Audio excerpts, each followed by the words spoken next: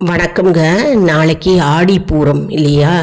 அம்மனுக்கே உரிய நாள் நாளைக்கு. ஆடிப்பூரம் நாளில் அம்பிகையாகிய உமாதேவி உலகையே காக்க சக்தியாக அவதரித்த நாளாக கருதப்படுகிறதுங்க.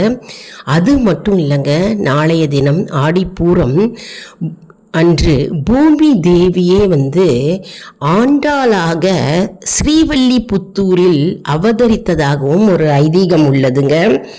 மேலும் உலக உயிர்கள்லாம் தன் குழந்தைகளாக பாதுகாக்கும் அன்னைக்கு நாம் எல்லாம் சுமங்கலி பெண்களுக்கு சுமங்கலி பூஜை எப்படி செய்வோமோ அதே போன்று அம்பாளுக்கு நாம் வளைகாப்பு சடங்கு நடத்தி வழிபடுவது அம்மன் வளைகாப்பு விழாவாக கொண்டாடப்படுகிறது. நாளைய தினம் ஆடிப்பூரம்.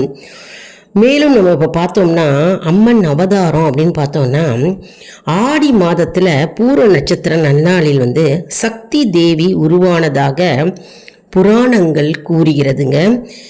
நாளைக்கு அதாவது ஆண்டாள் ஸ்ரீவில்லிபுத்தூரில் அவதரித்த நாள், அதாவது பூமி தேவியே ஆண்டாள் அம்சமாக அவதரித்த நாள் நாளைய தினம் ஆடிப்பூரத்தன்று அம்பாள் அவதரித்தார்.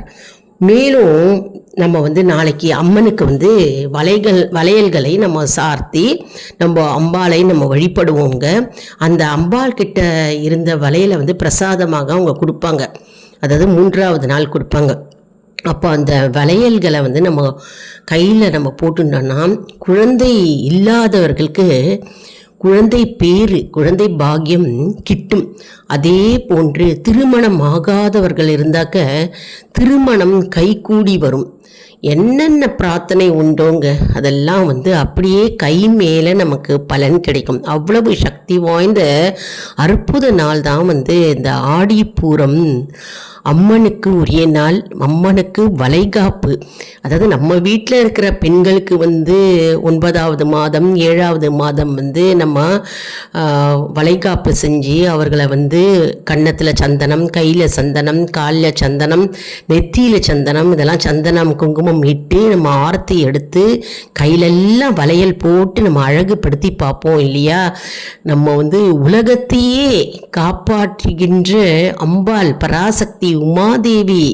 அந்த உமாதேவிக்கு வளைகாப்பு என்றால் நாமெல்லாம் எப்படி கொண்டாடி மகிழ வேண்டும்? லைக் பண்ணுங்கள், ஷேர் பண்ணுங்கள்.